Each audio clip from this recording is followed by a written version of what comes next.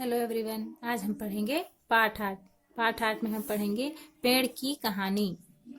मार्च का महीना था। एक सुबह रवि अपने घर के सामने वाले बाग में टहलने के लिए गया। उस दिन मौसम बहुत सुहाना था। हल्की हल्की हवा चलने से पेड़ पौधे झूम रहे थे। ऐसा सुंदर दृश्य देखकर रवि सहसा ही बोल पड़ा, वाह, पेड़ और धरती की शान, इनसे जीवन और जहान। रवि की बातें आसपास के पेड़ सुन रहे थे। एक पेड़ बोला, तुम्हारा बहुत बहुत धन्यवाद कि तुमने हमारी उपयोगिता समझी।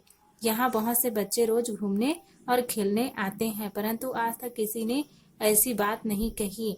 तुम अच्छे बच्चे लगते हो। अगर तुम्हें जल्दी ना हो तो क्या तुम एक कहानी सुनोगे? कहानी का नाम सुनते ही रवि बहुत खुश हुआ। वह बोला, हाँ हाँ, आप कहानी सुना सकते हैं, लेकिन यह कहानी किसकी है? तब पेड़ ने कहा, मैं तुम्हें पेड़ों की कहानी सुनाना चाहता हूँ। क्या तुम हमारी कहानी सुनोगे?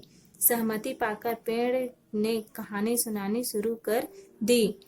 आज हम तुम्हें सुंदर दिख रहे हैं। तुम हमारी सुंदरता का मुग्ध हो रहे हो। जानते हो, हमें ऐसा रूप प्राप्त करने में बहुत समय लगता है। प्रारंभ में तो हम केवल छोटे से बीज थे।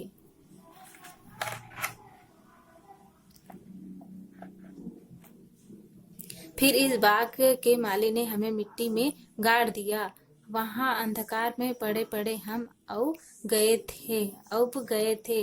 फिर एक दिन उसने हमारे ऊपर की मिट्टी पर पानी डाल दिया। पानी पाकर हमारी नींद टूट गई और प्यास भी बुझ गई।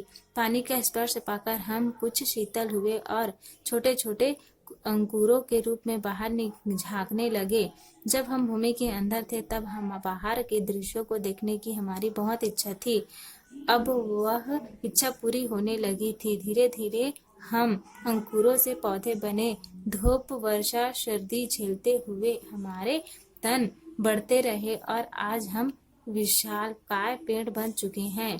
हम सभी अपनी छाया से तुम्हें हमेशा सुख प्रदान करते रहते हैं। हम तुम्हारे द्वारा छोड़ी गई अशुद्ध वायु को ग्रहण कर तुम्हें शुद्ध वायु प्रदान करते हैं। हम इतना महत्वपूर्ण काम करते हैं, लेकिन लोग पैसों के लालच में हमें कटवा देते हैं। वे यह नहीं जानते कि ऐसा करके कुछ रुपए तो जरूर कमाए जा सकते हैं, लेकिन स्वास्थ्य की जो हानि होगी उसकी भरपाई संसार के सारे धन से भी नहीं हो पाएगी। लोगों की सेवा करना हमारा परम उद्देश्य है। कभी कभी तो लोगों की सेवा करने में हम अपने तन को भी काटने के लिए तैयार हो जाते हैं। यहाँ तक कि हमारी मृत्यु के बाद भी हमारे शरीर तुम सबके काम आते हैं।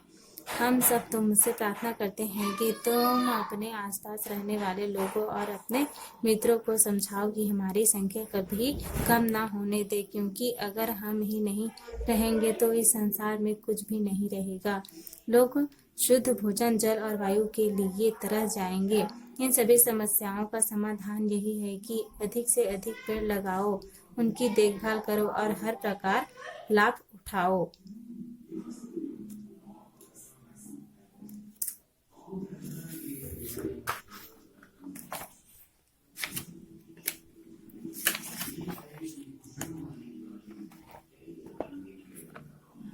इतना कहकर पेड़ चुप हो गया।